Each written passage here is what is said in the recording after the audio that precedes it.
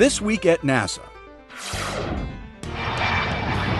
The STS-129 crew is at the Kennedy Space Center, awaiting its scheduled Monday launch aboard Space Shuttle Atlantis to deliver almost 14 tons of spare equipment and supplies to the International Space Station. NASA flight engineer Nicole Stott will catch a ride home on Atlantis following 4 months on the orbiting complex. The 11-day mission will feature 3 spacewalks during which mission specialists Mike Foreman, Randy Bresnik, and Bobby Satcher will install and service equipment on the exterior of the ISS.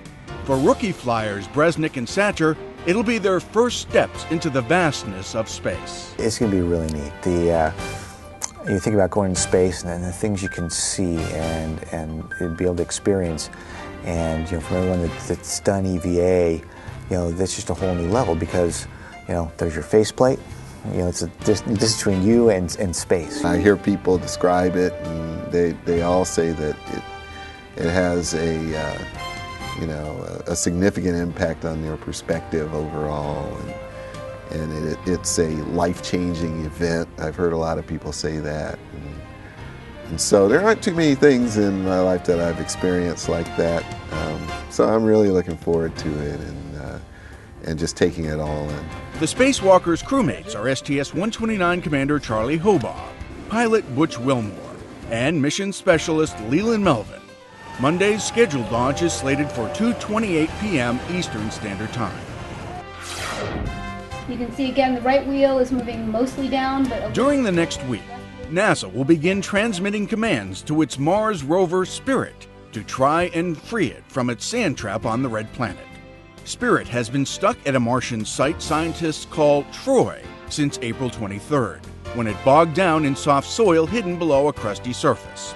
In a series of attempts that could last through early next year, scientists and engineers will rotate Spirit's 5 working wheels, then try and drive the rover out of trouble. If freeing Spirit is possible, which is uncertain, simulations at the Jet Propulsion Lab show the process will be lengthy. We believe we have done our due diligence and we know what the best chance to get Spirit out will be, but we don't know for sure whether it will work or not. If Spirit can't be unstuck, it'll continue providing scientific data from its current stationary position, straddling the edge of a 26-foot wide crater. The crater was filled long ago with sulfate-bearing sands, produced in a hot water or steam environment. Spirit and its twin rover Opportunity landed on Mars in January 2004. Their missions, planned for 90 days, have lasted more than 5.5 years. For updates on Spirit's progress, visit www.nasa.gov/rovers. Okay, you may begin landing. This is part of the demonstration that won a Seattle company $900,000 from NASA. In competition at the Dryden Flight Research Center, Laser Motive captured the cash in the Power Beaming Challenge by developing a wireless transmission system to power a robotic device more than a half a mile up a vertical cable in less than 4 minutes. 4 minutes, and they hit it. 4 minutes. NASA is interested in power beaming technology for anything from supplying power to communities crippled by natural disaster to remotely powering rovers and instruments on the moon, and even helping power an elevator to space. This has been really an ideal Centennial Challenge competition. Power beaming is truly a 21st century technology. And what we saw here this week were teams that represented students, entrepreneurs, and the independent inventors. And those are the kinds of people we hope to engage in the challenges that we hold. The Power Beaming Challenge is one of 6 Centennial Challenges sponsored by NASA's Innovative Partnership Program. Their goal? To stimulate advancements in aerospace technology and research and development by independent teams, individual inventors, student groups, and private companies of all sizes. From people who did their own. The University of Maryland's University College in Adelphi, Maryland, was the site of this year's Women in Astronomy and Space Science Conference. The first meeting was almost 20 years ago, and we've seen a drastic change in the field in those 20 years, in that there is a much higher percentage of women coming out with PhDs now in astronomy and physics. Sponsored by NASA, the 3-day event focused on continuing that trend by helping develop a stronger, more diverse workforce. Presentations highlighted best practices for recruiting, promoting, mentoring, and retaining women and minorities in the majority-dominated fields of science, technology, engineering, and mathematics.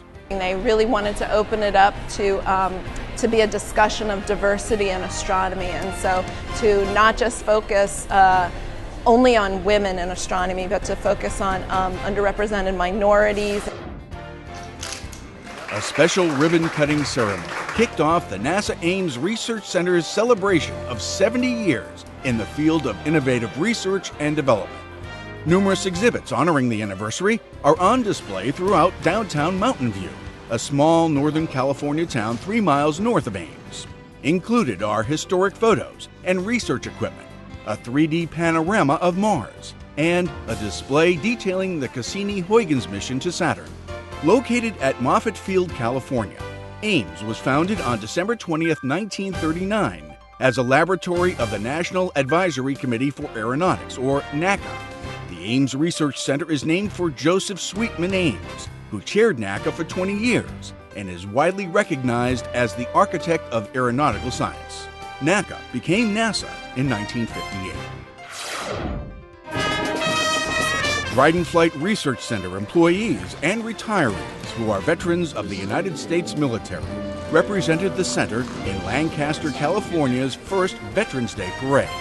Retired NASA astronaut, research pilot, and Air Force Colonel Gordon Fullerton rode atop a float as Dryden veterans walked alongside. The float featured an inflatable display model of a NASA FA-18, one of the aircraft Fullerton flew during his 20 years as a research pilot at Dryden. And that's This Week at NASA. For more on these and other stories, log on to www.nasa.gov.